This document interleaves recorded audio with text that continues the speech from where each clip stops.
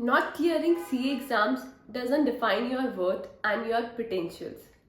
Setbacks are natural. It is okay to fail. अगर आप नहीं क्लियर कर पाए CA एग्जाम्स, इसमें कोई प्रॉब्लम नहीं है. यू नीड टू अंडरस्टैंड कि आप में कुछ फॉल्ट नहीं है कि आप क्लियर नहीं कर पाए एग्जाम्स. ऑब्वियसली बहुत टफ एग्जाम्स होते हैं. Not everyone could do that. So कुछ घबराने वाली बात नहीं है कि अगर आप क्लियर नहीं कर पाए. I will be sharing some backup career options with you so that you can make your decision and choose appropriately what is right thing for you to do at this stage in your life. Hi everyone, welcome to my YouTube channel. My name is Tanvi Sukhija and I am on a mission to help students and freshers to launch their career in the professional world by rising from mediocrity to excellence. Exams नहीं clear हो पा रहे हैं, ठीक है, कोई problem नहीं है. सबके साथ ही ऐसा होता है. कुछ कुछ के लिए नहीं हो पाते हैं, तो ऐसा कुछ नहीं है कि आप अकेले ही हो जिसका नहीं हो रहा. अगर 10% पास रिजल्ट आ रहे हैं तो 90% लोग फेल हो रहे हैं ना. तो 90% लोग और आप सेम बकेट में हो तो मेजॉरिटी के पास रिजल्ट्स नहीं आ पा रहे हैं. That is okay.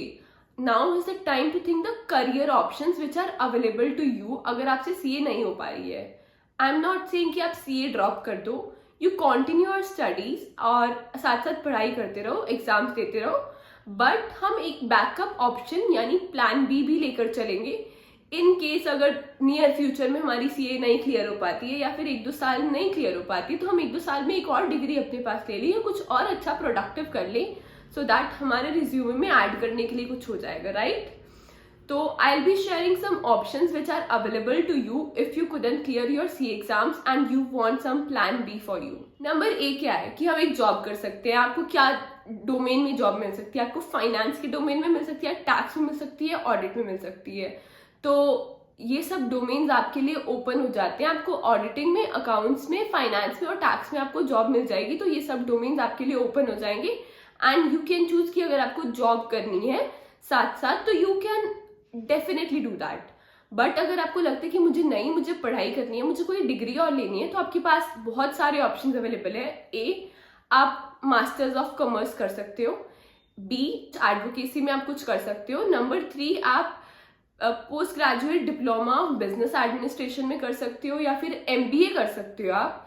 तो ये सब ऑप्शंस आपके पास अवेलेबल है. अगर ये सब आपको नहीं करना है और आपको लगता है कि आपका इंटरेस्ट किसी और चीज में है, do research on that aspect. कि आपको लगता है कि आपको रिसर्च आपकी इस पढ़ाई की रिलेटेड है, आपको कोचिंग में जाना है, तो आप रिसर्च करो आपको किस तरीके की कोचिंग पसंद है. आपको 12th के स्टूडेंट्स को पढ़ाना अच्छा लगता है, आपको फाउंडेशन के स्टूडेंट्स को पढ़ाना अच्छा लगता है, तो आपको क्या लगता है.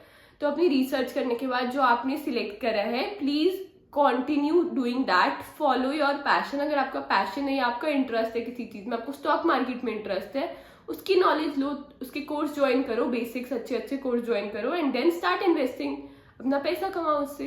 तो ऐसा कुछ नहीं है कि आपके पास सिर्फ एक ही लाइन है, आपको उसी में अपना पूरा देना है. प्लान बी हमारे पास होना चाहिए. हमें पता है हमारी सीए क्लियर हो जाएगी, आज नहीं 2 साल बाद हो जाएगी, पर उन 2 साल में हमें अपनी अपस्किल तो करना ही है ना. हमें अपने आप को एक्स्ट्रा नॉलेज भी तो गेन करनी है अपने आप के लिए. So we need to upskill ourselves in those 2 or 1 year in which we couldn't clear our CA exams. तो हमें अपने लिए एक added advantage बनानी है. हम अपने आप को edge पे रखना है in comparison to other student. अगर उनके multiple attempt लगे और आपके भी multiple attempt लगे हैं, तो क्या डिफरेंस रह जाएगा दोनों में? कुछ भी नहीं रह जाएगा. तो इंटरव्यू किस बेसिस पे डिसाइड करेगा कि आपको जॉब देनी है? यही जो आपने अपस्किलिंग करी होगी. अगर आप ये बता सकते हो कि मैंने ये अपस्किलिंग करी थी इस टाइम में in addition to me while preparing for my exams, तो आपके लिए एक डेफिनेटली एडेड एडवांटेज हो जाती है. एडिशनली आप क्या कर सकते हो, आप बैंक के एग्जाम्स के लिए प्रिपेयर कर सकते हो, पीओ वगैरह के लिए, और एक आप गवर्नमेंट एग्जाम्स के लिए भी प्रिपेयर कर सकते हो. गवर्नमेंट ओपनिंग्स निकलती रहती हैं and prepare for that exams. And exams दे के आओ एंड सिलेक्शन हो जाएगी तो वेल एंड गुड, पता चल जाएगा. और बहुत इससे अच्छी बात हो ही क्या सकती है. सो कोई घबराने वाली बात नहीं है अगर आपके अटेम्प्ट्स नहीं क्लियर हो पा रही है. साथ साथ एक चीज पे और फोकस कर लो एंड लास्ट में आपके पास चेरिश करने के लिए ये रहेगा कि मेरे पास ये एडेड एडवांटेज है. I have this added advantage, that is why I am an edge over the other people. So if you are planning to drop CA, do not do that. CA तो हमें बनना ही है, हमें वो prefix चाहिए ही, हमें वो पास रिजल्ट चाहिए ही अपने लिए. बट एडिशनली आप ये सब ऑप्शंस आपके पास अवेलेबल है, you can try doing that. अगर आपने बीकॉम भी रेगुलर नहीं करी थी, आप बीकॉम पे भी फोकस कर सकते हो। So you need to decide कि आपको क्या करना है। आपके पास ऑप्शंस क्या है, MBA, MCOM, PGDBA, और एडवोकेसी में आप जा सकते हो, LLB वगैरह कर सकते हो, और आप अपना कुछ भी स्टॉक मार्केट में आपको जो इंटरेस्ट है, फाइनेंशियल नॉलेज गेन कर सकते हो। बहुत सारे ऑप्शन होते हैं, डू नॉट लिमिट योरसेल्फ। बहुत सारे ऑप्शंस होते हैं, ये सोच के मत डिप्रेस होते रहो कि मेरे तो एग्जाम्स क्लियर नहीं हो पा रहे या मेरा कुछ नहीं हो पाएगा। आप अपना माइंडसेट चेंज करो कि हाँ मैं ये भी कर सकता हूँ, मैं ये भी कर सकता हूँ, एंड स्टार्ट डूइंग दैट। आपके पास बहुत टाइम है। अब आपको बेसिक नॉलेज आपकी सिलेबस की तो है ही, आपको पता ही है हमें क्या करना है क्या नहीं करना, तो उसमें आपको ज्यादा टाइम तो लगता नहीं है रिवाइज करने में। तो उसके साथ आप अपना 2 घंटे किसी और चीज को भी दे दोगे ना, you will be through it. मतलब आप पूरी वो चीज अच्छे से अपने लिए एक एडेड एडवांटेज क्रिएट कर सकते हो। इंस्टेड ऑफ क्रिबिंग अबाउट कि मेरे एग्जाम्स क्लियर नहीं हो रहे, आप एक एडिशनल स्किल सीख सकते हो, आप एक एडिशनल डिग्री ले सकते हो, आप कितना कुछ कर सकते हो। Start thinking in that way, and if you have any questions related to it, do mention that in the comment section below, and if you like this video, please subscribe to my YouTube channel. Thank you for watching the video.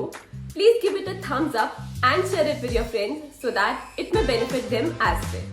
In case you have any questions, you can reach out to me through Instagram, LinkedIn, or you may join my Telegram community.